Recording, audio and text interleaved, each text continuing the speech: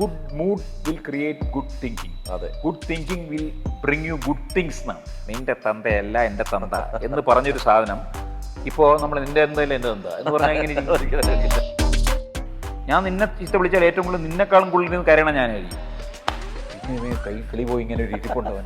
ഇവരെ അറിഞ്ഞൂടാത്ത ആൾക്കാരുടെ ഇടയിൽ ബാലാജി ശർമ്മ അറിഞ്ഞൂടാത്ത ആൾക്കാരുണ്ടെന്ന് പറഞ്ഞാൽ ഞാനതും. ഹലോ നമസ്കാരം, മൂവി വേൾഡ് മിനി സ്ക്രീനിലേക്ക് സ്വാഗതം. ഈ ഒരു താരത്തിൻ്റെ ഇൻ്റർവ്യൂ കുറേ നാളായിട്ട് ട്രൈ ചെയ്യുന്നു നമ്മുടെ ചാനലിൽ കൊണ്ടുവരാനായിട്ട്. കുറേ ആരൊക്കെ വിളിച്ചു അദ്ദേഹത്തിനെ, പക്ഷേ എന്തോ ഒരു ചില കാര്യങ്ങൾ കൊണ്ട് നമുക്ക് കിട്ടിയില്ല. പക്ഷേ ഇപ്പോൾ നമുക്ക് കിട്ടിയിരിക്കുകയാണ്. അത് എന്താണെന്നുള്ളത് ഒക്കെ നമുക്ക് അദ്ദേഹത്തിനോട് ചോദിക്കാം. വേറെ ആരുമല്ല, ബാലാജി ചേട്ടനാണ്. ചേട്ടാ നമസ്കാരം. നമസ്കാരം. നമസ്കാരം. നമസ്കാരം. ഭയങ്കര സൗന്ദര്യവാനായിട്ടിരിക്കുന്നു കേട്ടോ. ആണോ? കുറച്ചും കൂടെ ഈ എല്ലാവരും ചേട്ടാ ഇപ്പം എനിക്ക് തോന്നുന്നു എല്ലാവരും ഈ സൗന്ദര്യത്തെക്കാട്ട് കൂടുതൽ ഹെൽത്ത് സൂക്ഷിക്കുന്ന സമയമാണ്. എനിക്ക് തോന്നുന്നു ചേട്ടാ അന്നും ഇന്നും എന്നും ഒക്കെ ഞാൻ 3 വർഷം സച്ചിൻ മൂവിയുടെ ലൊക്കേഷൻ വെച്ച് കണ്ടപ്പോഴും ഇതേ രീതിയായിരുന്നു. ഇപ്പോഴും ഇങ്ങനെ തന്നെയാണ്. എങ്ങനെയാണ് മെയിൻറ്റെയിൻ ചെയ്തത്? വേറെ ഒന്നുമല്ല, നമ്മൾ ഈ ചുമരുണ്ടെങ്കിലേ ചിത്രം എഴുതാൻ പറ്റുള്ളൂ എന്ന് പറഞ്ഞതുപോലെ നമ്മുടെ ശരീരമാണ് നമ്മൾ പ്രോപ്പർട്ടി ആയിട്ട് അഭിനയിക്കാൻ ഉപയോഗിക്കുന്നത്. അതെ അതെ അതെ. നമ്മുടെ ശരീരം, നമ്മുടെ ഫേസ്, എക്സ്പ്രഷൻസ് പറഞ്ഞാൽ നമ്മുടെ ഫേസ്, നമ്മുടെ ശരീരം, ഹെൽത്ത് വേണം അഭിനയിക്കാൻ. അപ്പോൾ അതുകൊണ്ട് അത് ഒന്ന് അത്യാവശ്യം കുഴപ്പമില്ലാത്ത രീതിയിൽ കൊണ്ടുപോകാൻ വേണ്ടി ശ്രമിക്കാറുണ്ട്. വേറെ ഒന്നുമല്ല, ഭയങ്കര പരിപാടിയൊന്നുമല്ല. ഒന്ന് എല്ലാ ദിവസവും കുറച്ച് വർക്കൗട്ട് ഏതെങ്കിലും രീതി, ചിലപ്പോൾ സൈക്ലിംഗ് ആയിരിക്കാം, ചിലപ്പോൾ യോഗയായിരിക്കാം, ചിലപ്പോൾ ജിമ്മിൽ പോവും. അങ്ങനെ നിർബന്ധമായി ഇന്ന സ്ഥലം എന്നുള്ളതല്ല, അങ്ങനെ മാറി മറിഞ്ഞൊക്കെ ചെയ്തുകൊണ്ടിരിക്കും. പിന്നെ നമ്മൾ പേഴ്സണലി നമ്മുടെ മനസ്സിനെ എപ്പോഴും ടെൻഷൻ ഫ്രീ ആയിട്ട് വെക്കാനുള്ള ഒരു പ്രാക്ടീസ് എപ്പോഴും ഉണ്ടായിരിക്കുന്നത് എല്ലാവർക്കും നല്ലതാണ്. സിനിമ ആണെന്നല്ല, ഏത് പ്രൊഫഷനായാലും നമ്മളെപ്പോഴും ഒന്ന് ഹാപ്പി ആയിട്ടിരിക്കുക. നമ്മൾ ഈ സന്തോഷം എന്ന് പറയുന്നത് നമ്മൾ തന്നെ തേടി കണ്ടെത്തണം. മനസ്സിലായില്ലേ? നമുക്ക് ആരും കൊണ്ടൊരു സന്തോഷം കൊണ്ടുവരില്ല. നമ്മൾ പുറമേയുള്ള സിറ്റുവേഷൻസിനെ ആലോചിച്ചുകൊണ്ട് ഡിപ്പെൻഡ് ചെയ്ത് കഴിഞ്ഞാൽ നമുക്ക് എപ്പോഴും ദുഃഖിതനാവാൻ ചാൻസ് ഉണ്ട്. തീർച്ചയായിട്ടും. ഇപ്പം ഇന്ന് ഇൻ്റർവ്യൂവിന് വേണ്ടി ഞാൻ നേരത്തെ വന്നു, നീ നേരത്തെ വന്നില്ല എന്നുള്ള ഫീലിങ്ങിലാണ് ഞാൻ ഇരിക്കുന്നതെങ്കിൽ എനിക്ക് ഇതിൻ്റെ അടുത്തൊരു വിരോധം തോന്നുകയും അല്ലെങ്കിൽ ദേഷ്യം വരികയും ആ ദേഷ്യം കൊണ്ട് ഞാൻ എന്നെ തന്നെയാണ് സ്പോയിൽ ചെയ്യുന്നത്. അതെ അതെ അതെ അതെ അതെ. അപ്പോൾ നമ്മൾ പുറമേ ഉള്ള സിറ്റുവേഷൻസിനെ ഡിപ്പെൻഡ് ചെയ്യാതെ അകമേ ആലോചിച്ച് കഴിഞ്ഞാൽ എപ്പോഴും ഹാപ്പി ആയിട്ടിരിക്കും. അതെ അതെ. ഉള്ളിൽ എന്താണെന്നുള്ള നമ്മൾ ആലോചിച്ചില്ല. നമ്മളെപ്പോഴും നമ്മൾ good mood will create good thinking. അതെ, good thinking will bring you good things എന്നാണ്. നമ്മളെപ്പോഴും ഗുഡ് മൂഡിൽ ഇരുന്ന് കഴിഞ്ഞാൽ ഓട്ടോമാറ്റിക്കലി നല്ല കാര്യങ്ങൾ സംഭവിക്കുന്നത്. ഈ നല്ലതും ചീത്തയും എന്ന് പറയുന്നത് എന്താണ് ശരിക്കും? നമ്മളൊരു കാര്യം നല്ലതെന്ന് പറയുന്നത് എന്താണ്? നമ്മൾക്കൊരു കാര്യം ഇഷ്ടമാകുമ്പോൾ നല്ലത്. അതെ അതെ അതെ. ഒരു കാര്യം ഇഷ്ടമല്ലെങ്കിൽ ചീത്ത. കൊള്ളത്തില്ല. അപ്പം നിനക്ക് നല്ലത് എനിക്ക് ചീത്തയായിരിക്കും. അപ്പം നമ്മളെല്ലാത്തിനും ഇഷ്ടപ്പെടാൻ ശ്രമിച്ചു കഴിഞ്ഞാൽ നമ്മൾ എപ്പോഴും ഹാപ്പി ആയിട്ടിരിക്കും. ചീത്ത ഏതും നല്ലതാക്കാൻ ശ്രമിക്കുക. അല്ല, ചീത്ത എന്നുള്ളത് നമ്മുടെ പെർസ്പെക്റ്റീവാണ്.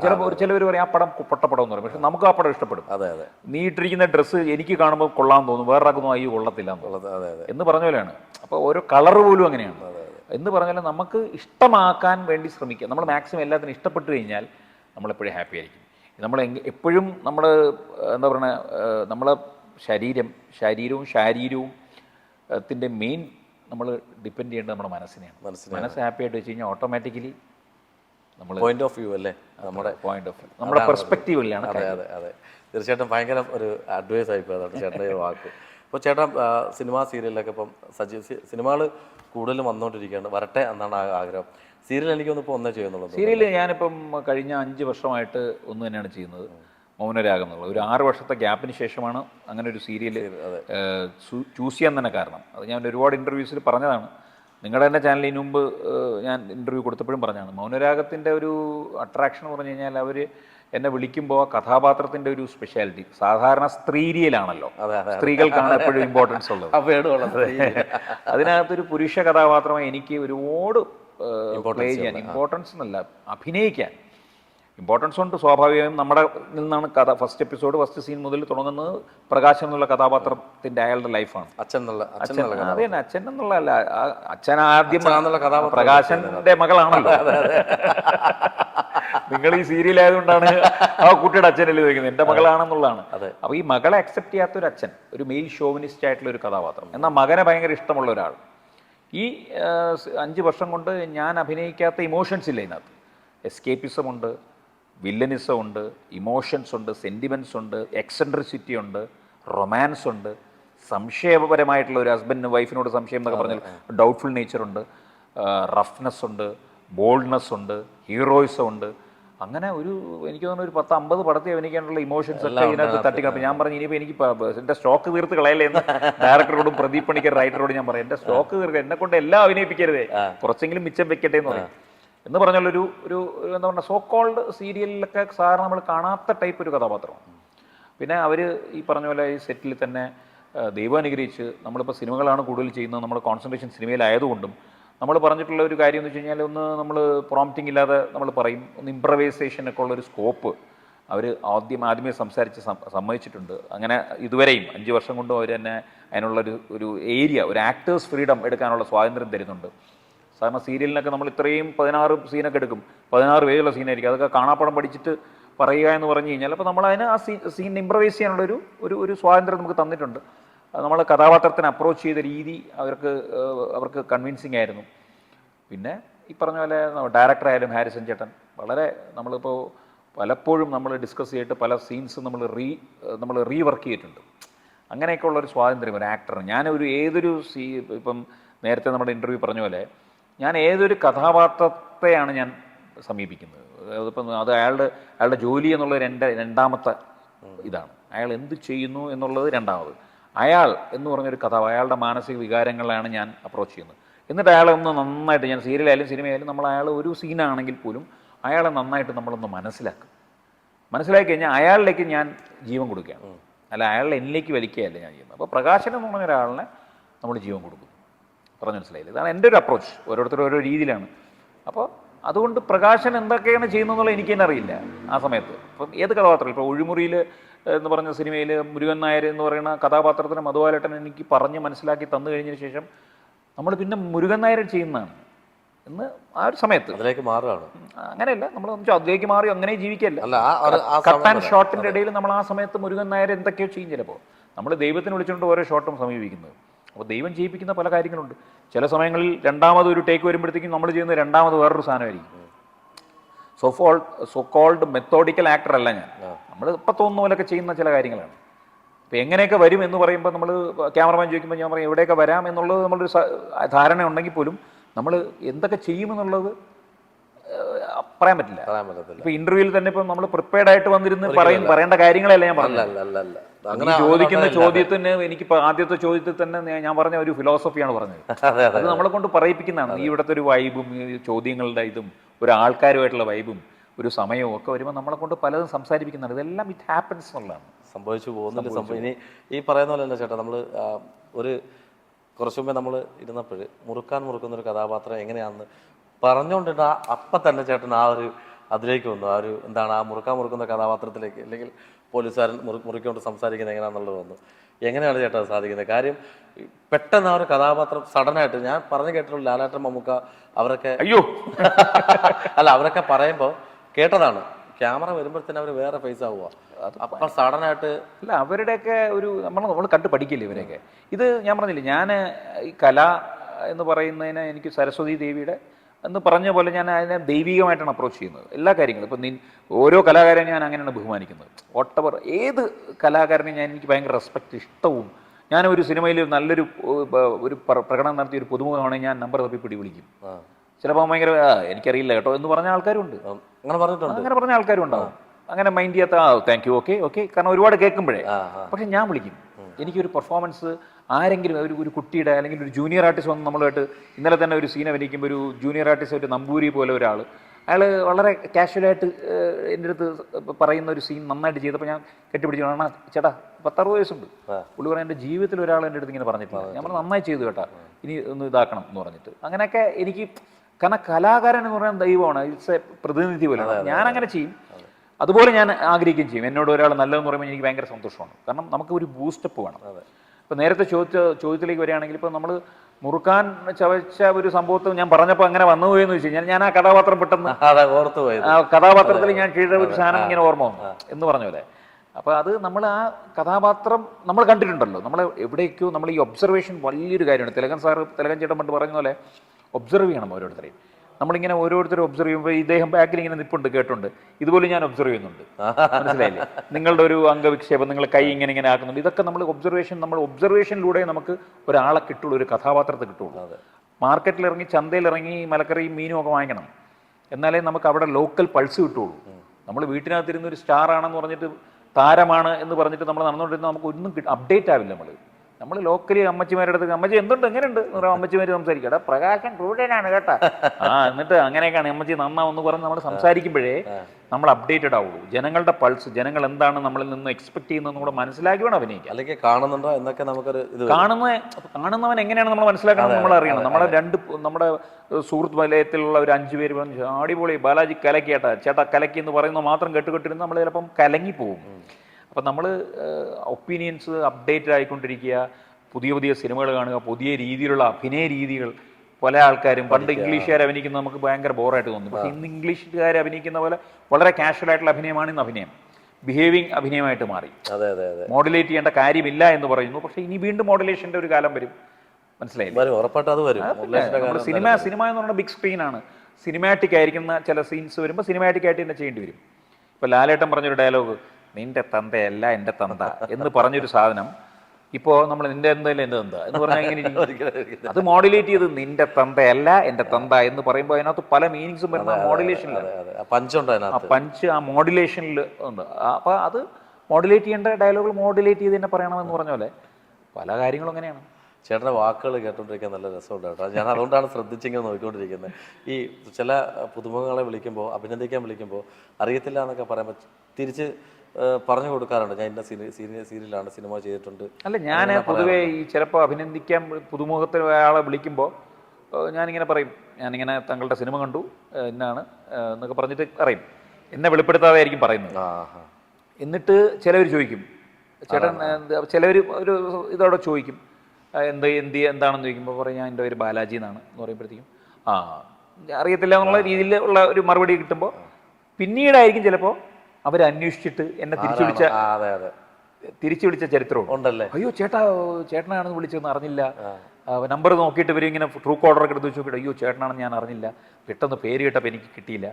ചിലവർ പറഞ്ഞിട്ടുണ്ട് ബാലാജി ഓക്കെ എനിക്കറിയില്ല കേട്ടോ, നടനാണെന്ന് പറഞ്ഞിട്ട് അറിയില്ല എന്ന് പറഞ്ഞിട്ട് ആൾക്കാരുണ്ട്. അയ്യോ ഒരു വിഷമമില്ല. ഇല്ല, സച്ചിൻ തെണ്ടുൽക്കറേയും കമലഹാസനെ അറിഞ്ഞിടാത്ത ആൾക്കാരുണ്ട്. അതിൻ്റെ ഇടയിലാണ് ഈ ബാലാജി ശർമ്മ.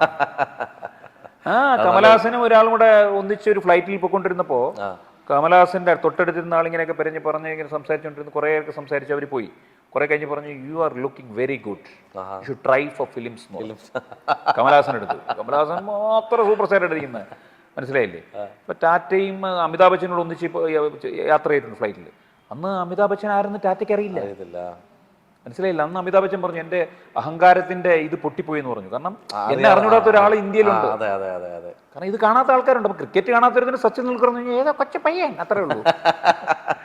ക്രിക്കറ്റ് കാണുന്നവനാണ് സച്ചിൻ എന്ന് പറഞ്ഞാൽ അവരെ അറിഞ്ഞൂടാത്ത ആൾക്കാരുടെ ഇടയിൽ ബാലാജി ശർമ്മ അറിഞ്ഞൂടാത്ത ആൾക്കാരുണ്ടെന്ന് പറഞ്ഞാൽ അതെന്ന് പറഞ്ഞാൽ ഞാനത് കാര്യമൊന്നുമല്ല. നമ്മൾ അറിഞ്ഞൂടാത്ത ആൾക്കാരുണ്ടാവണമല്ലോ. ഇപ്പൊ നെടുമുടി വേണിച്ചേട്ടൻ്റെ ഒരു കഥയുണ്ട്. നെടുമുടി വേണിച്ചേട്ടൻ ആലപ്പുഴയിൽ ഇദ്ദേഹത്തിൻ്റെ കൂടെ പഠിച്ചിട്ടുള്ള ഒരു കക്ഷിയെ ഇടയ്ക്ക് കാണും. അപ്പോൾ പുള്ളി എന്ന് പറഞ്ഞു കഴിഞ്ഞാൽ ഒൺലി പറഞ്ഞ ഈ ആലപ്പുഴ കുട്ടനാട് കൃഷി അങ്ങനെ മാത്രം നടക്കുന്ന ഒരാളാണ്. അപ്പം ഒരു ദിവസം നെടുമുടി വേണുവിനെ വഴി വെച്ച് കണ്ടപ്പോൾ പറഞ്ഞു, വേണു നീ ഇപ്പോൾ എവിടെയാണ് കാണാനില്ലല്ലോ, നിന്നെ എന്താണ് പരിപാടി എന്ന് പറഞ്ഞു. ഞാനിപ്പം വേറെ പരിപാടികളുടെ തിരുവനന്തപുരത്താണല്ലോ, സെറ്റിൽഡാണല്ലോ എന്ന് പറഞ്ഞു. നമ്മുടെ കുട്ട ഇവിടെ നിന്ന് ഒരു നെടുമുടി വേണു എന്ന് പറഞ്ഞിട്ട് ഒരു തന്നെ ഉണ്ടെന്നൊക്കെ പറയുന്ന കേട്ടോ, നാട്ടിലുണ്ടെന്ന് അഭിനയിക്കാനുണ്ടെന്നൊക്കെ പറയുന്ന കേട്ടോ. അത് ആരാടാന്ന് ചോദിച്ചു. അപ്പോൾ പുള്ളി പറഞ്ഞു ഞാനാണ് വേണു, കളിയാക്കാനാണോ ആദ്യം വിചാരിച്ചു പുള്ളി. പിന്നെ പുള്ളി മനസ്സിലാക്കി ഞാനാണ് അതെന്നുള്ളത് പോലും അറിയില്ല. എൻ്റെ പഴയ എൻ്റെ കൂട്ടുകാരനായിട്ട് അറിയാവൂ. നമ്മുടെ അഹങ്കാരങ്ങളൊക്കെ പൊട്ടിപ്പൊളിയാൻ ഇത് മതി. സത്യം പറഞ്ഞ ഒരു വാക്ക് മതി അല്ലേ? എത്ര മേളിൽ നിന്നാലും നമ്മളെപ്പോഴും ഒന്നും ആലോചിക്കേണ്ടത് ഇതൊന്നും വലിയ സംഭവമൊന്നുമല്ല. ഞാനൊരു ജോലി ചെയ്യുന്നു അഭിനയത്തിൻ്റെ, അത് ആൾക്കാരെ എന്റർടൈൻ ചെയ്യുന്ന ജോലിയാണ്, അത്രേ ഉള്ളൂ. അല്ല ഞാൻ വലിയൊരു സംഭവമാണ്, എന്നെ നിങ്ങൾ കാണാൻ അങ്ങനെയൊന്നുമല്ല. ഒന്നുമില്ല. തിരിച്ചറിഞ്ഞില്ലെങ്കിൽ അറിഞ്ഞാൽ സന്തോഷം, മനസ്സിലായില്ലേ? അറിഞ്ഞാൽ പണ്ട് നമ്മളിപ്പോൾ സെൽഫി എടുക്കാൻ പറ്റുന്നുണ്ട്, ചിലർ പുച്ഛത്തോടുകൂടി ഇതായിട്ടൊക്കെ പറയും. നമ്മൾ വാ എന്ന് പറഞ്ഞ് നമ്മളെപ്പോഴും ആലോചിക്കണം. നമുക്ക് ചിലപ്പോൾ മടുപ്പ് തോന്നും. മടുപ്പ് തോന്നുമ്പോഴൊക്കെ നമ്മൾ ആലോചിക്കേണ്ടത് വെച്ചാൽ നമ്മൾ ഈ സെൽഫി എടുക്കാൻ വേണ്ടിയിട്ട് ഒരു 2 പേര് നമ്മളെ ഒന്ന് നോക്കാൻ വേണ്ടിയിട്ടാണ് നമ്മൾ ഈ പരിപാടിയിലേക്ക് വന്നത്, ഷോ ബിസിനസ്സിലേക്ക് വന്നത്. അപ്പോൾ അതിലേക്ക് വന്നു കഴിഞ്ഞപ്പോൾ നമ്മൾ അത് എപ്പോഴും ആലോചിക്കണം. എപ്പോഴും ആലോചിച്ചാൽ നമ്മൾ റീചാർജ് ചെയ്തുകൊണ്ടിരിക്കണം. ഈ എവിടെയെങ്കിലുമൊക്കെ പോയിട്ട് ഇപ്പം 2-3 ആർട്ടിസ്റ്റുകൾ ഒരുമിച്ച് പോകാൻ തീർച്ചയായിട്ടും. അപ്പോൾ ചേട്ടനോട് വേറെ ആർട്ടിസ്റ്റുകളുണ്ട്, അപ്പോൾ അവരെ എല്ലാവർക്കും തിരിച്ചറിയുന്നുണ്ട്. പക്ഷേ അവരുടെ അടുത്ത് പോയി സെൽഫി എടുക്കുമ്പോൾ ചേട്ടൻ്റെ അടുത്ത് വരാതിരുന്ന ഏതെങ്കിലും സിറ്റുവേഷൻസ് ഉണ്ടോ? എൻ്റെ ദൈവം അനുഗ്രഹിച്ച് സത്യം പറഞ്ഞാൽ എൻ്റെ തുടക്കകാലം മുതൽ എന്തോ ഞാനൊരു കോമണർ ലുക്കാണെങ്കിൽ പോലും എന്നെ പെട്ടെന്ന് തിരിച്ചറിയുന്ന ഒരു ഫേസാണെന്ന് തോന്നുന്നു എനിക്ക്. എൻ്റെ കൂടെ വരുന്നവർ ചിലപ്പോൾ ശ്രദ്ധിക്കാതെ പോയി, എന്നെക്കാളും സീനിയേഴ്സ് ആയിട്ടുള്ള ആൾക്കാർ ശ്രദ്ധിക്കാതെ പോയിട്ടുണ്ടാവും. പക്ഷെ എന്നെ ഇതുവരെ കാരണം അങ്ങനെ ഒരു സംഭവമേ എനിക്ക് എൻ്റെ ലൈഫിൽ അങ്ങനെ ഒരു റീകളക്ട് ചെയ്യാൻ പറ്റില്ല. ഞാൻ ഇത് ഇതായിട്ട് പറയല്ല, എന്തോ ഒരു പരിചയഭാവമെങ്കിലും എവിടോ ഇങ്ങനെ ഉള്ളൊരു ഇതുണ്ടല്ലോ, നമ്മൾ അങ്ങനെ ഒരു സാധനം എങ്കിലും ഈ കാണാത്തവർക്ക് പോലും ഉണ്ടായിട്ടുണ്ട് ഇതുവരെ. അപ്പം അങ്ങനെ ഒരു സിറ്റുവേഷൻ വന്നാൽ ഒരു കുഴപ്പമില്ല, സന്തോഷമാണ്. ഞാൻ നമ്മളെ തിരിച്ചറിഞ്ഞില്ല, അപ്പോൾ നമുക്ക് എന്തും ചെയ്യാം. ചേട്ടൻ ചെയ്ത കഥാപാത്രങ്ങളാണ് അവരിലേക്ക് ഉള്ളിലേക്ക് വന്ന ചിന്ത അല്ലെങ്കിൽ ആലോചന എവിടെയോ കണ്ടിട്ടുണ്ടെന്നുള്ളത്. അല്ല, ഇങ്ങനെയൊക്കെ പറ്റിയിട്ടുണ്ട്. ചിലപ്പോൾ ചില ആൾക്കാർ ട്രെയിനിൽ ഞാൻ ഓടിപ്പിടിച്ച് പോയി, തൊപ്പിയൊക്കെ ഇട്ടിട്ട് ഓടിപ്പിടിച്ച് ഞാൻ ട്രെയിൻ കയറാൻ വേണ്ടി പോകുമ്പോഴത്തേക്ക് ഒരാൾ പിടിച്ചു ഒന്ന് ക്രോസ് ചെയ്ത് കൈ പിടിച്ച് നിർത്തിയിട്ട് പുള്ളിയുടെ ഏതോ ഒരാള് കുറെ നേരം കഴിഞ്ഞ് നമ്മൾ എത്ര കാലം കണ്ടിട്ട് എന്നൊക്കെ പറഞ്ഞു ഇങ്ങനെ സംസാരിച്ച് കുറെ നേരം കഴിഞ്ഞ് നമ്മൾ ചേട്ടാ എനിക്ക് പോകണം ട്രെയിനിൽ ഇങ്ങനെ പറയാം. കുറെ നേരം കഴിഞ്ഞപ്പോൾ പുള്ളിക്ക് മനസ്സിലായി എൻ്റെ ഒരു അപരിചിത്വം കണ്ട ആളല്ലെന്ന് മനസ്സിലായി. പുള്ളി ഇങ്ങനെ പറഞ്ഞു അയ്യോ നിങ്ങൾ ഞാനൊരു നടനാണ്, ഞാൻ ഓടിക്കോട്ടെ, ഞാൻ ട്രെയിൻ പോവും. പിന്നെ കിളി പോയി ഇങ്ങനെ ഒരു ഇരിപ്പുണ്ടവൻ. അതായത് ഇത് നടനാണെന്നുള്ള ധാരണയിലല്ലേ, നല്ല ഏതോ വീട്ടിൽ നമ്മൾ കണ്ട് അങ്ങനെ ഒരു അങ്ങനെ അങ്ങനെയൊക്കെ ഉണ്ടായിട്ടുണ്ട്. പക്ഷെ പരിചയഭാവം എല്ലാവരുടെ മുഖത്തും ദൈവം അനുഗ്രഹിച്ചു. അതെന്തോ ഞാൻ പറഞ്ഞില്ലേ, ഒരു ദൈവത്തിൻ്റെ ഒരു അനുഗ്രഹം എന്നേ പറയുന്നത്. പരിചയഭാവം എവിടെ ചെന്നാലും നമ്മൾ ചിരിച്ച് ഞാനൊരു ചിരിയുമായിട്ട് പോകാറുണ്ടെങ്കിൽ ഇത് ചിരിച്ച് നമസ്കാരം എന്ന് പറഞ്ഞാൽ ഇന്ന് പരിചയഭാവത്തിലൂടെ എന്നെ ഇതുവരെ ആൾക്കാർ എടുത്തിട്ടുള്ളൂ. നമ്മളും അപ്പോൾ നമ്മൾ വരുന്ന വഴിയിൽ നമ്മൾ വന്ന് കയറി ചിലപ്പം ഒരു റെസ്റ്റോറൻറ്റിൽ പോകണമെങ്കിൽ ആദ്യം സെക്യൂരിറ്റി ആണോ എന്ന് വിളിച്ചിട്ടേ പോകുള്ളൂ. അപ്പോൾ തീർച്ചയായിട്ടും അയാളുടെ ഫസ്റ്റ് റെക്കഗ്നിഷൻ കൊടുത്തിട്ട് നമ്മൾ പോകുള്ളൂ. നമ്മുടെ സച്ചിൻ ലൊക്കേഷനിൽ വെച്ചിട്ട് ആ സ്കൂളിൽ വെച്ചിട്ട് ഞങ്ങൾ കുറേ പേരുണ്ട്, ആർട്ടിസ്റ്റുകൾ, ജൂനിയർ ആർട്ടിസ്റ്റ് തന്നെ. അവിടെ വന്നിരുന്നപ്പോൾ ഞങ്ങളിങ്ങനെ സംസാരിച്ചപ്പോൾ ചേട്ടനോട് ചെയറിലിരിക്കുകയാണ്, ലിച്ചി ഇരിപ്പുണ്ട്, അന്നരാജൻ അവിടെ ഇരിപ്പുണ്ട്, അതുപോലെ ധ്യാൻ ശ്രീനിവാസ് അവിടെ ഇരിപ്പുണ്ട്. അപ്പോൾ ഞങ്ങളിങ്ങനെ ഇരിക്കുമ്പോൾ ചേട്ടൻ്റെ സംസാരങ്ങൾ അവിടെ ഭയങ്കര ഉച്ചത്തിലാണ് സംസാരം കേട്ടത്. അപ്പോൾ അടുത്തിരുന്ന രണ്ട് പയ്യന്മാർ പറഞ്ഞിട്ട് പുള്ളി ഭയങ്കര ദേഷ്യക്കാരനാട്ടോ, പുള്ളിയുടെ അടുത്ത് എങ്ങനെ പോയി നമ്മൾ സംസാരിക്കും, ഒന്ന് സംസാരിക്കണമെന്ന് ആഗ്രഹമുണ്ട്. അപ്പം ഞാൻ പറഞ്ഞ് ശരിയാടാ, ഭയങ്കര ദേഷ്യമായിരിക്കും ചേട്ടൻ, നമുക്ക് അടുത്ത് പോകണ്ട. പക്ഷെ ഞാൻ ചേട്ടനെ പിന്നെ ഒന്ന് സംസാരിച്ചു, ഭയങ്കര സോഫ്റ്റ് ആണെന്ന് പറഞ്ഞു. ഞാൻ അമാരത്തെന്ന് പറഞ്ഞു, അമാർ ചേട്ടനോട് ഒന്ന് സംസാരിച്ച് സെൽഫി എടുത്തിട്ടാണ് അന്ന് ആ ലൊക്കേഷനിൽ ഇത് പോകുന്നത്. അങ്ങനെയുള്ള തെറ്റിദ്ധാരണകളുള്ളടത്ത് തെറ്റിദ്ധാരണ, അതായത് നമ്മുടെ ഒരു ബോഡി ലാംഗ്വേജ്, നമ്മൾ അതായത് ചെയ്ത കഥാപാത്രങ്ങളുണ്ട്. പിന്നെ നമ്മുടെ ഒരു ബോഡി ലാംഗ്വേജിൽ തന്നെ ഒരു സീരിയസ് ആയിട്ടുള്ള ഒരാൾ എന്നുള്ളത് നമ്മളിപ്പോൾ നോക്കിയിട്ട് വെള്ളമില്ലേ എന്ന് ചോദിച്ചു കഴിഞ്ഞാൽ പേടിച്ചു. നമ്മളെ മനസ്സിലിപ്പോൾ കുറച്ച് വെള്ളം തരാമോ എന്ന് ചോദിക്കേണ്ട, അങ്ങനെ ചോദിക്കണം, അങ്ങനെയാണ് ചോദിക്കേണ്ടത്. അപ്പം നമ്മളെന്ന് സ്വാതന്ത്ര്യമാണ്, ഏത് നമ്മുടെ സ്ഥലം, നമ്മളിവിടെ വന്നാലും നമ്മുടെ ഏരിയ, നമ്മുടെ ആൾക്കാർ എന്നുള്ളതാണ്. പക്ഷേ ഈ കുറച്ച് വെള്ളം തരാമോ എന്ന് ചോദിക്കുന്ന ആള് മാറി എന്നിട്ട് അവൻ വെള്ളം തരുന്നില്ല എന്ന് പറഞ്ഞ് കുറ്റം പറയുന്ന ആ കുറ്റം കാരണം അവനെ ജോലിയിൽ നിന്നും പിരിച്ചുവിടുന്നതിനേക്കാളും ബെറ്ററാണ് കുറച്ച് വെള്ളം ഇടാ എന്ന് പറഞ്ഞിട്ട് മക്കളെ വേടാ എന്ന് പറഞ്ഞിട്ട് അവനുമായിട്ട് ഞാൻ സംസാരിക്കുമ്പോൾ അവന് കിട്ടുന്നൊരിത് സന്തോഷം. അതെ, ആദ്യം ഒരു നെഗറ്റീവ് നമുക്ക് ചിലപ്പോൾ നമ്മുടെ ബിഹേവിയറിൽ അത് മാറ്റുന്ന, നല്ല പൊളൈറ്റായിട്ട് ഡൗൺ ടു എർത്തായിട്ട് നല്ല പോളിഷ്ഡായിട്ട് സംസാരിക്കുന്നത് നല്ലത് തന്നെയാണ്. പക്ഷേ ഒരു പ്രാവശ്യം എന്നെ പരിചയപ്പെട്ടവർക്ക് ആർക്കും മനസ്സിലായില്ലേ, എനിക്ക് സുഹൃത്തുക്കൾ, എൻ്റെ സുഹൃത്തായവരൊന്നും എന്നെ വിരോധം ഇതുവരെ വന്നിട്ടില്ല. എൻ്റെ പഴയ സുഹൃത്തുക്കൾ ഇപ്പോഴും എൻ്റെ സുഹൃത്തുക്കളാണ് എന്ന് പറയുമ്പോൾ തന്നെ ഞാൻ അങ്ങനെയാണ് അവരെ അക്സെപ്റ്റ് ചെയ്യുന്നത്. ഒരാളെ അക്സെപ്റ്റ് ചെയ്യുന്ന അയാളുടെ തെറ്റും കൂടെ ചേർത്തിട്ടാണ് ഞാൻ അക്സെപ്റ്റ് ചെയ്യുന്നത്. ഒരു ഔട്ട്സ്പോക്കൺ ആണോ? ഔട്ട്സ്പോക്കൺ ആണ്, പക്ക. തെറ്റായ ഒരു കാര്യം മുഖത്ത് നോക്കി പറയും, തുറന്നടിച്ചെന്ന് പറഞ്ഞാൽ അങ്ങനെ അടിച്ച് വേദനിപ്പിച്ച് പറയണമെന്നില്ല. അത് പറയേണ്ട രീതിയിൽ നമ്മൾ പറയാം. അതിനുള്ള വിവേകം നമുക്കുണ്ട്, നമ്മുടെ എഡ്യൂക്കേഷൻ നമ്മൾ പഠിപ്പിച്ചു തന്നിട്ടുണ്ട്. കേൾക്കുന്ന ആൾക്ക് വിരോധം തോന്നാത്ത രീതിയിലും പറയും, വിരോധം തോന്നേണ്ട രീതിയാണെന്ന് എനിക്ക് തോന്നി അങ്ങനെയും പറയും. അതായത് ഇപ്പോൾ ചിലവർക്ക് കൊട്ട് വേണം, ചിലർക്ക് തലയോടൽ മതി, ചിലർക്ക് വാണിംഗ് മതി. വാണിംഗ് ആണ് ആവശ്യമുണ്ടെങ്കിൽ വാണിംഗ് ഉള്ള രീതിയിൽ പറയും. അതുപോലെ എന്നോട് തുറന്നു പറയുന്നതാണ് എനിക്കിഷ്ടം. അതെ, അതായിരിക്കും കുറച്ചുകൂടെ ചേട്ടൻ. അതാണ് ഞാൻ ഔട്ട്സ്പോക്കൺ ആണോ ചോദിച്ചത്. അപ്പോൾ തീർച്ചയായിട്ടും അത് സ്പോക്കൺ എന്ന് പറഞ്ഞാൽ നമ്മളിപ്പോൾ ഇപ്പോൾ എല്ലാത്തിനും കയറി പ്രതികരിക്കുക അങ്ങനെയൊന്നുമില്ല. പക്ഷേ എനിക്ക് ഭയം എന്ന് പറഞ്ഞാൽ നമ്മൾ ഒരു കാര്യം പറയേണ്ടത്, ഇപ്പം എനിക്കിഷ്ടമല്ലാത്തൊരു സിറ്റുവേഷനിൽ ഞാൻ വന്നിരിക്കുകയും നിങ്ങൾ എന്നെ മനഃപൂർവ്വം നിങ്ങൾ എന്നെ ഇൻസൾട്ട് ചെയ്യുകയും ചെയ്തുകൊണ്ടിരുന്നത് ഞാനത് സഹിച്ചിരിക്കേണ്ട കാര്യമില്ല. ഒന്നുകിൽ ഞാൻ അവിടെ ഇരിക്കുകയാണെങ്കിൽ ഇൻസൾട്ട് സഹിക്കാൻ ഞാൻ തയ്യാറാണെങ്കിൽ ഇൻസൾട്ട് സഹിച്ചുകൊണ്ടിരിക്കുക. ഓക്കെ, അവിടെ I should not feel bad. ശരിയാണ്. ഇപ്പം ഐ ആം ഫീലിംഗ് ബാഡ് എങ്കിൽ ഞാൻ കളഞ്ഞിട്ട് പോവുക. അതെ, ഇല്ല എനിക്കവിടെ ഇരിക്കണം, നിന്നെ തിരുത്തിയാൽ നീ നന്നാവുമെന്നുണ്ടെങ്കിൽ നിന്നെ തിരുത്തടേ, ഇങ്ങനെയല്ല അത് പെരുമാറേണ്ടത്, ഈ രീതിയിലുള്ള ആളല്ല ഞാൻ, നീ ഇങ്ങനെ പെരുമാറിയാൽ നമുക്ക് കണ്ടിന്യൂ ചെയ്യാം, ഇല്ലെങ്കിൽ നമുക്ക് പോവാം എന്ന് ഞാൻ തുറന്നു പറയും. ഓപ്ഷൻസ് പലതുണ്ട്, 3 ഓപ്ഷൻസ് ഉണ്ട്. ഒന്ന് കളഞ്ഞിട്ട് പോവാം, അയ്യോ നടക്കൂല ഏട്ടാ ഇവിടുത്തെ എന്തോ ഒരു വേറെ എന്തെങ്കിലും എക്സ്ക്യൂസ് പറഞ്ഞിട്ട് പോവാം, പറയേണ്ട കാര്യമില്ല. 2 നമുക്ക് അങ്ങനെ ഒരു സാഹചര്യം, ചില സാഹചര്യങ്ങളിൽ ഇൻസൾട്ട് സഹിച്ചാലും നമുക്ക് അവിടെ ഇരുന്നേ പറ്റൂ, ഇതെൻ്റെ ആവശ്യമാണെന്നുണ്ടെങ്കിൽ ഞാൻ ഇതും കളയും. ഇരുന്നേ പറ്റും, ഇരിക്കും. ഇരുന്നേ പറ്റുന്ന ഞാൻ സന്തോഷത്തോടെ ഇരിക്കും. ഇൻസൾട്ട് സഹിച്ചുകൊണ്ടിരിക്കേണ്ട കാര്യമില്ലല്ലോ. അത് എൻ്റെ ഫീലിംഗ് ആണല്ലോ. അതെ, എനിക്ക് ഇൻസൾട്ടായിട്ട് ഞാൻ ഫീൽ ചെയ്യില്ല. ഞാൻ പറഞ്ഞു ഇവൻ എന്തോ ആയിക്കോട്ടെ, ഞാൻ എൻ്റെ ആവശ്യമാണ് ഇവിടെ വന്നിരിക്കേണ്ടത് എന്നുള്ളതാണ്. ചിലത് നമ്മൾ നല്ല വൈബായിട്ടിരിക്കും, ചിലവർക്ക് വിവരമില്ലായ്മ കൊണ്ട് ചിലവർ നമ്മളെ ഇഷ്ടമില്ലാത്ത കാര്യം ചെയ്യുകയാണെങ്കിൽ ആ വിവരമില്ലായ്മ ഒന്ന് കറക്റ്റ് ചെയ്ത് കൊടുക്കും. പിന്നെ എത്രയോ അങ്ങനെ എത്ര സുഹൃത്തുക്കൾ നമുക്ക് ഉണ്ടായിട്ടുണ്ട്. കാര്യം പറഞ്ഞ് മനസ്സിലാക്കി കൊടുക്കുമ്പോഴേ നമ്മൾ ഒരു കാര്യം പറഞ്ഞ് മനസ്സിലായി അയ്യോ ചേട്ടാ ശരിയാണ് പിന്നെ ബോധ്യപ്പെടുത്തുക. അത് തീർച്ചയായിട്ടും വലിയ കാര്യം. അതുപോലെ ഞാനും തിരിച്ച് എൻ്റെ തന്നെ തെറ്റ്. ഇപ്പം നമ്മൾ ചില മൂഡിലൊക്കെ ചില സമയത്ത് നമ്മൾ പെട്ടെന്ന് ദേഷ്യപ്പെടുകയും ഒക്കെ ചെയ്തിട്ട് 5 മിനിറ്റ് കഴിയുമ്പോൾ നമ്മൾ അയ്യോ എൻ്റെ ദേഷ്യം ഞാൻ അവന് കൊടുത്തു. എന്നിട്ട് ഞാൻ വിഷമിക്കും ഏറ്റവും കൂടുതൽ. ഞാൻ നിന്നെ ചീത്ത വിളിച്ചാൽ ഏറ്റവും കൂടുതൽ നിന്നെക്കാളും കൂടുതൽ നിന്ന് കരയണം ഞാനായിരിക്കും.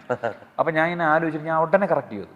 ഞാൻ അപ്പം തന്നെ അവനെ വിളിച്ചിട്ട് നമ്മളടാ സോറി, ആ ഒരു ടെൻഷനിൽ ഞാൻ വിട്ടുപോയതാണ്, വെരി സോറി പറയണം. ഷോർട്ട് ടെമ്പേർഡാണോ? ഷോർട്ട് ടെമ്പേർഡൊന്നുമല്ല. ഷോർട്ട് ടെമ്പേർഡ് എന്ന് പറഞ്ഞു കഴിഞ്ഞാൽ അങ്ങനെ എടുത്തടിച്ച് എറിഞ്ഞിട്ട് പോകുന്ന അങ്ങനത്തെ ഷോർട്ട് ടെമ്പേർഡ്നെസ് ഒന്നുമില്ല. അങ്ങനെയാണ് നമുക്ക് ഈ ഫീൽഡിൽ നിൽക്കാൻ കൺട്രോൾ ചെയ്യും മാക്സിമം. അല്ല, അങ്ങനെ ഒരു ഷോർട്ട് ടെമ്പേർഡ്നെസ് എന്ന് പറഞ്ഞാൽ അങ്ങനെ നിങ്ങൾ ദേഷ്യപ്പെടുത്താനുള്ളൊരു സാഹചര്യം നിങ്ങൾ ഉണ്ടാക്കിയാൽ അപ്പോൾ ഞാൻ ആലോചിക്കും എന്തുകൊണ്ടാണ് ആ സാഹചര്യം. അതിൻ്റെ ഡീപ്പിലേക്ക് പോകും. അത് നമ്മളെ മനഃപൂർവ്വം ഇതാക്കാനാണെന്നുള്ളൊരു ഫീൽ വരുമ്പോഴേ നമുക്ക് ഈ ഷോർട്ട് ടെമ്പേർഡ്നെസ് സാഹചര്യങ്ങൾ കൊണ്ടിട്ട് ഇപ്പം ഒരു ഷോട്ട് 10 പ്രാവശ്യം പോയി ടെക്നിക്കൽ ഇഷ്യൂ ആണെങ്കിൽ ഞാൻ അവിടെ ഷോർട്ട് ടെമ്പേർഡ്നെസ് കാണിച്ചിട്ടുണ്ട് കാര്യം. നമ്മൾ ഷോർട്ട് ടെമ്പേർഡ് എന്നല്ല എന്ന് പറയുന്നത്. നമ്മളിപ്പോൾ ഒരു കാര്യം പ്രതികരണം എന്ന് പറയുന്നത് ഇപ്പം നമ്മൾ ഒരു കാര്യം പറയേണ്ട സമയത്ത് പറയണം. അതിനാണ് പലപ്പോഴും പല ആൾക്കാരും അങ്ങനെ പറയുമ്പോഴാണ് അതിന് ഷോർട്ട് ടെമ്പേർഡ്നെസ് എന്ന് പറഞ്ഞു വാക്ക് പറയുന്നത്. അതെ. നമ്മൾ ആദ്യം സഹിച്ച് 25 പ്രാവശ്യം സഹിച്ചിട്ട് കിടന്ന് ദേഷ്യപ്പെടുന്നതിലല്ല കാര്യം. ആദ്യമേ കറക്റ്റ് ചെയ്ത് കൊടുക്കും. ഒരു പടം ഇഷ്ടമാണ് അല്ലെങ്കിൽ ഒരു കാര്യം ഇഷ്ടം അല്ലെങ്കിൽ അപ്പം എനിക്കത് താല്പര്യമില്ല കേട്ടോ, ശരി, അല്ലെങ്കിൽ എനിക്കത് താല്പര്യമില്ല എന്ന് പറഞ്ഞാൽ ഒഴിവാവും, പ്രശ്നം തരുന്നില്ലേ. അപ്പോൾ ഉടനെ അത് ഷോർട്ടായിട്ട് നമ്മുടെ ടെമ്പർമെന്റ് കാണിക്കുമ്പം ഷോർട്ട് ടെമ്പേർഡ് എന്നുള്ള പേരിൽ വിളിക്കുന്നു. അത്രേ ഉള്ളൂ. ഇപ്പം ആലോചിച്ച് 15-25 വർഷം ഇരുന്നിട്ട് ഭയങ്കരമായിട്ട് ചിന്തിച്ചിട്ട് ഇവൻ പൊട്ടിത്തെറിക്കും, ഒരു വലിയ വിസ്ഫോടനം. മറ്റവൻ പറഞ്ഞിട്ട് അങ്ങ് തീരും. അതിൻ്റെ ഒരു തെറ്റിൽ അപ്പം സ്പോട്ടിൽ തീരും. അവന് വിരോധം ഉണ്ടാവില്ല. നമ്മൾ ഷോർട്ട് ടെമ്പേർഡ്നെസ് ആയിട്ടുള്ള ആൾക്കാർക്ക് വിരോധികൾ കുറവായിരിക്കും. ഞാനിപ്പം എനിക്ക് ഈ പറഞ്ഞ പോലെ പണ്ട് കുറച്ച് മുമ്പെയൊക്കെ ഞാൻ ഈ പറഞ്ഞ പോലെ പ്രതികരണം, അതായത് നമുക്ക് അപ്പം ഞാൻ ആലോചിച്ചെന്ന് പറയും നമ്മൾ എവിടെയാണ് പ്രതികരിക്കുന്നത്, നമുക്ക് പ്രതികരിക്കാൻ പറ്റുന്നത് ആ വിവേകം നമുക്ക് എപ്പോഴും ദൈവം തന്നിട്ടുണ്ട്. മനസ്സിലായില്ലേ? നമ്മൾ പോയിട്ട് പോലീസുകാരൻ പിടിക്കും, പോലീസുകാരുടെ അടുത്ത് എസ് ഐയുടെ കയറി ചൂടാവും. നമ്മളൊരു തെറ്റ് ചെയ്തിട്ട് പിടിച്ചു പോലീസുകാരൻ നീ പോടാൻ നമ്മൾ തിരിച്ചു പിടിക്കില്ല. നമ്മുടെ കൂട്ടുകാരൻ നമ്മളെക്കാളും താഴ്ന്ന ആൾക്കാരെ നമ്മൾ ചൂടാവുള്ളൂ. മനസ്സിലായില്ലേ? അപ്പം നമ്മൾ ആ ചൂടാവൽ മാറ്റി പിടിച്ചാൽ മതി. നമ്മളെക്കാളും മനസ്സിലായില്ലേ? നമ്മൾ ആ ചിന്താഗതി ഒന്ന് മാറ്റി വരുമ്പോൾ എല്ലാവർക്കും എല്ലാ സ്വഭാവങ്ങളും എല്ലാവർക്കും ഉണ്ട്. പക്ഷെ നമ്മളതിനൊന്ന് മാറ്റമില്ലാത്തവൻ മനുഷ്യനല്ല. എല്ലാത്തിനും മാറ്റം വേണം. അഭിനയത്തിലായാലും അപ്രോച്ചിലായാലും നമ്മൾ കാലം ചെല്ലും തോറും നമ്മൾ മാറിക്കൊണ്ടിരിക്കണം. പരിണാമ സിദ്ധാന്തം അതുണ്ടാവണം. മാറ്റമില്ലാതെ ഇപ്പം ഞാൻ പണ്ട് കൊച്ചിലേ ഉള്ള എൻ്റെ അതേ സ്വഭാവം വെച്ചോണ്ട് ഞാൻ ഇരുന്ന് കഴിഞ്ഞാൽ ലോകം മാറിക്കൊണ്ടിരിക്കണം. അതിനിടയിൽ നമ്മൾ അവന് പിടിച്ചോണ്ടിരുന്ന് കഴിഞ്ഞാൽ നമ്മൾ മാറൂല, നമ്മൾ ഔട്ട്ഡേറ്റഡ് ആയി പോകും. അതുകൊണ്ട് മാറും. എനിക്ക് പണ്ടുണ്ടായിരുന്ന ദേഷ്യം ഇപ്പം ഇല്ല. പിന്നെ പണ്ടുണ്ടായിരുന്ന ദേഷ്യം പ്രകടിപ്പിക്കുന്ന ഏരിയയിൽ ഞാൻ ഇപ്പോൾ പ്രകടിപ്പിക്കാറില്ല. പണ്ട് പറഞ്ഞ പോലെ തുറന്നു പറച്ചിലിൻ്റെ ആവശ്യം ഇപ്പം ഇല്ല. പിന്നെ തുറന്നു പറഞ്ഞാലും മധുരത്തിൽ പൊതിഞ്ഞ് പറയാം. ഇപ്പൊ തന്നെ എനിക്കിതൊന്നും പറയാൻ എനിക്ക് വേണമെങ്കിൽ ഇപ്പോൾ വളരെ ഡീസൻ്റ് ആയിട്ട് അയ്യോ എനിക്ക് ദേഷ്യമേ വരാറില്ല അനീഷ്, എനിക്ക് സത്യം പറഞ്ഞാൽ ദേഷ്യം അങ്ങനെയല്ല, എനിക്ക് ദേഷ്യമില്ല എന്നൊക്കെ പറഞ്ഞിട്ട് പോവാം. ഒരു ഇന്റർവ്യൂ 10 മിനിറ്റ് കൺട്രോൾ ചെയ്താൽ മതി. പക്ഷെ അതല്ല, I want to be what I am. എന്നെ ജനം മനസ്സിലാക്കുമ്പോഴും എന്നെ ഇങ്ങനെ മനസ്സിലാക്കണമെന്നാണ് എനിക്കിഷ്ടം. അല്ല ഞാൻ ഇപ്പോൾ പോകുമ്പോൾ ചിലപ്പോൾ എപ്പോഴും ചിരിച്ചോണ്ട് ഹലോ എന്ന് പറഞ്ഞുകൊണ്ട് പോകുന്ന ഒരു മൂഡ് അല്ലെങ്കിൽ ഞാൻ പോവില്ല. എൻ്റെ മൂഡ് വേറൊരു മൂഡാണ്, ഞാൻ പെട്ടെന്ന് എന്ന് പറഞ്ഞുള്ളൊരു മൂഡ് അത്രേ ഉള്ളൂ. നമ്മൾ ആദ്യം നമ്മളെ സന്തോഷിപ്പിക്കണം, നമ്മൾ ഹാപ്പി ആയിരിക്കണം. ചേട്ടൻ്റെ ഞാൻ പറഞ്ഞ പോലെ തന്നെ എനിക്ക് സാധാരണ ഇൻ്റർവ്യൂവിനൊക്കെ ഇരിക്കുമ്പോൾ കുറേ അധികം ചോദ്യങ്ങൾ ചോദിക്കാറുണ്ട്. പക്ഷേ ഒരു ചോദ്യത്തിൽ തന്നെ പല ആൻസർ തന്നിട്ടുള്ള ചേട്ടനാണ്. അപ്പോൾ മൂവി വേൾഡ് മീഡിയ മിനി സ്ക്രീനിലെ പ്രേക്ഷകരോട് ചേട്ടൻ എന്താ പറയാനുള്ളത്? എപ്പോഴും ഞാൻ നേരത്തെ പറഞ്ഞ പോലെ തന്നെ നമ്മുടെ ലൈഫിൽ നമ്മൾ ഇപ്പോൾ ഞാൻ ഇരിക്കുന്നത് പോലും ദൈവത്തിൻ്റെ ഒരു അത്ഭുതം എന്നേ പറയാനുള്ളൂ. ഓരോ ദിവസവും രാവിലെ എണീച്ച് കഴിഞ്ഞ് നമ്മൾ കാല് തറയിൽ കുത്തുമ്പോൾ പോലും താങ്ക്സ് പറഞ്ഞുകൊണ്ട് ആരംഭിക്കുക. നമ്മൾ കുളിക്കുന്ന വെള്ളത്തിനോട് താങ്ക്സ്, വെള്ളമില്ലാത്ത എത്ര ആൾക്കാരുണ്ട്. നമ്മൾ കഴിക്കുന്ന ആഹാരത്തിനോട് താങ്ക്സ്, ആഹാരമില്ലാത്ത എത്ര ആൾക്കാരുണ്ട്. നമ്മൾ താമസിക്കുന്ന വീട്, അമ്മ, സഹോദരങ്ങൾ, സ്നേഹം കിട്ടുന്ന അങ്ങനെ താങ്ക്സ് പറഞ്ഞു തുടങ്ങിക്കഴിഞ്ഞാൽ നമ്മൾ രാവിലെ ഒരു 10 മിനിറ്റ് കഴിയുമ്പോൾ തന്നെ നമ്മൾ ഭയങ്കര എന്തൂസിയാസ്റ്റിക് ആയിട്ടായിരിക്കും നമ്മളിരിക്കുന്നത്. പറഞ്ഞു മനസ്സിലായി? കാരണം നമുക്ക് ഇത്രയും നല്ല സൗകര്യങ്ങളുണ്ട്. അപ്പം നമ്മൾ ദൈവത്തിനോട് നന്ദി പറഞ്ഞാണ് പോകുന്നത്. നിങ്ങൾ ഗ്രാറ്റിറ്റ്യൂഡ് നിങ്ങളുടെ ലൈഫിൽ ഉണ്ടാവുമോ, നിങ്ങൾക്ക് എല്ലാ സന്തോഷമായിട്ട് തോന്നും. ഇപ്പം അനീഷ് ഇന്ന് ലേറ്റായിട്ട് വന്നു, ഞാൻ അറിഞ്ഞില്ല. ഞാൻ മീൻസ് നമുക്കതൊരു വിഷയമല്ല. അനീഷ് ലേറ്റായത് അനീഷ് ലേറ്റാകുന്നു, ഞങ്ങൾ വന്നില്ല എന്നുള്ള ഈഗോ അടിക്കുമ്പോഴാണല്ലോ പ്രശ്നം പറ്റുന്നത്. നമ്മൾ വരുന്നു, നമ്മൾ കംഫർട്ടായിട്ടൊരു സ്ഥലത്തിരിപ്പുണ്ട്. മണിപ്പത 2:30 വിശക്കുന്നു എനിക്ക്, പക്ഷേ നമ്മുടെ സംസാരത്തിലിരിക്കുകയാണ്. അല്ല, ഞാൻ വന്ന് സംസാരിച്ചപ്പോൾ ചേട്ടാ അതുപോലെ ചോദിച്ചില്ല. ഇല്ല, നമ്മൾ അറിഞ്ഞില്ല. ഞാൻ പറഞ്ഞത്, നമ്മൾ അങ്ങനെ ഒന്ന് പ്രാക്ടീസ് ചെയ്ത് കഴിഞ്ഞാൽ ലൈഫ് വിൽ ബി മച്ച് പ്രിറ്റിയർ. നമ്മൾ ഓരോ നിമിഷവും നമ്മൾ എൻജോയ് ചെയ്ത് തുടങ്ങും. ഭയങ്കര ഫിലോസഫിയാണത്, ഭയങ്കര കഷ്ടപ്പാടാണ് അങ്ങനെ ആവാൻ. പക്ഷെ ട്രൈ ചെയ്തുകൊണ്ടിരുന്നു കഴിഞ്ഞാൽ ട്രൈ അത് ട്രൈ എന്ന് പറഞ്ഞു കഴിഞ്ഞാൽ ഫോഴ്സ്ഫുള്ളി ട്രൈ അല്ല, നാച്ചുറലി ട്രൈ ചെയ്യുക. എന്നും രാത്രി കിടന്നുറങ്ങുമ്പോൾ ഞാൻ ചെയ്യുന്നത്, അന്ന് രാവിലെ തൊട്ട് വൈകുന്നേരം വരെ നടന്ന സംഭവങ്ങൾ ആലോചിക്കുമ്പോൾ എനിക്ക് സന്തോഷം തന്ന ആൾക്കാർക്കൊക്കെ ഞാൻ നന്ദി പറയും. അപ്പം ഞാൻ നോക്കുമ്പോൾ നന്ദി പറയാനുള്ള ആൾക്കാരുടെ എണ്ണം കൂടുകയാണ്. ദാറ്റ് മീൻസ് എൻ്റെ സന്തോഷം കൂടിക്കൊണ്ടിരിക്കുകയാണ്. പറഞ്ഞു മനസ്സിലായില്ലേ? ഞാനത് പ്രാക്ടീസ് ചെയ്ത് തുടങ്ങിക്കഴിഞ്ഞപ്പോൾ തന്നെ ഞാൻ കാണുന്ന ആൾക്കാരുടെ അടുത്തൊക്കെ എനിക്ക് നന്ദി പറയേണ്ടി വരുന്നു. അയാൾ എന്നെ ഹെൽപ്പ് ചെയ്യുകയാണ്. മനസ്സിലായില്ലേ? ഒരു കാര്യമില്ല, അത്രേ ഉള്ളൂ. ഇപ്പം ജീവിതത്തിനെ അങ്ങനെ അപ്രോച്ച് ചെയ്ത് കഴിഞ്ഞാൽ നിങ്ങൾ ഏത് പ്രൊഫഷനിലായാലും, നമ്മൾ ഇപ്പോൾ എന്ത് പ്രൊഫഷനാണോ എന്ത് പൈസയാണോ എന്നൊന്നും ആരും ചോദിക്കുന്നില്ല. മാനസികമായും ശാരീരികമായും നമ്മൾ നല്ല രീതിയിലാണോ, അതാണ് ഓക്കെ. അപ്പോൾ I am okay, you will also be okay എന്നുള്ള ഫിലോസഫിയിൽ സന്തോഷത്തോടെ ഇരിക്കുക, ബി ഹാപ്പി, എത്രയേ ഉള്ളൂ. ഹാപ്പിനെസ്സിന് വേണ്ടി എന്തൊക്കെ ചെയ്യാൻ പറ്റുമോ അതൊക്കെ ചെയ്യുക. പക്ഷേ ഹാപ്പിനെസ് വേണം, കുറ്റബോധം വരരുത്. ഹാപ്പിനെസ് എനിക്ക് 10 എണ്ണം അടിച്ച് വെള്ളം അടിച്ച് കിടന്നുറങ്ങിയ ഹാപ്പിനെസ് പറഞ്ഞാൽ അടുത്ത ദിവസം രാവിലെ തലവേദനയും വരും, പിന്നെ റിപ്പൻറ്റൻസും വരും. അങ്ങനെയല്ല, നമുക്ക് ഒരു കുറ്റബോധം ഇല്ലാത്ത കാര്യങ്ങൾ നമ്മൾ ചെയ്യുക, ആർക്കും ദ്രോഹമില്ലാത്ത കാര്യങ്ങളും ചെയ്യുക. ഇന്നലെ തന്നെ സ്വാതന്ത്ര്യദിന ആശംസകളിൽ ഞാൻ പറഞ്ഞത്, മറ്റുള്ളവൻ്റെ സ്വാതന്ത്ര്യത്തെ ഹനിക്കാത്ത രീതിയിലുള്ള സ്വാതന്ത്ര്യത്തെ വിനിയോഗിക്കാൻ അറിയാനുള്ള വിവേകം എല്ലാവർക്കും ഉണ്ടാവട്ടെ. Happy independence day. അടിപൊളി വേർഡ്സ് ചേട്ടാ. അപ്പോൾ തീർച്ചയായിട്ടും ചേട്ടൻ്റെ നല്ല വാക്കുകൾക്കും കുറേ നല്ല കാര്യങ്ങൾ നമ്മളിലേക്ക് എത്തിച്ചു. വളരെ സന്തോഷം. ഇനി നമ്മൾ കുറേ കൂടെ കഴിയുമ്പോൾ, കുറേ നല്ല സിനിമകൾ സീരിയലുകൾ വരുമ്പോൾ ഇനി ഒരിക്കൽ കൂടി നമ്മൾ ഇരിക്കുന്നത് തീർച്ചയായിട്ടും ഇനിയും കേട്ടുമുട്ടാം. നമ്മൾ ഈ പറഞ്ഞ പോലെ നല്ലൊരു വൈബായിരുന്നു, അതുകൊണ്ടാണ് ഇത്ര സംസാരിച്ചത്. സത്യം പറഞ്ഞാൽ എനിക്ക് അസിഡിറ്റി പേഷ്യൻ്റ് ആണ്. ഉച്ചയ്ക്ക് ആഹാരത്തിന് ഇവരൊക്കെ പോയെന്ന് പറയുമ്പോൾ ഞാൻ ഇങ്ങനെ നോട്ടം നോക്കി, ഇവരൊക്കെ പോയി ഇനി ഫുഡ് കഴിച്ചിട്ട് ഒന്നൊന്നും എനിക്കറിയില്ല. നമുക്ക് പെട്ടെന്ന് വൈൻഡപ്പ് ചെയ്യാം. അപ്പോൾ വളരെ സന്തോഷം. ഇറങ്ങാൻ പോകുന്ന പട്ടം 21-ാം തീയതി, അതും അതെ, പട്ടം നന്നായി വരട്ടെ, പട്ടം പോലെ പറക്കട്ടെ. ഒരുപാട് സിനിമകളിൽ ഭാഗമാക്കാൻ എനിക്ക് ഭാഗ്യമുണ്ടാവട്ടെ. നിങ്ങളുടെ പ്രാർത്ഥനകൾ, ആശീർവാദങ്ങൾ, സന്തോഷം, സഹകരണം എല്ലാം വേണം. Thank you so much. Thank you. Thank you.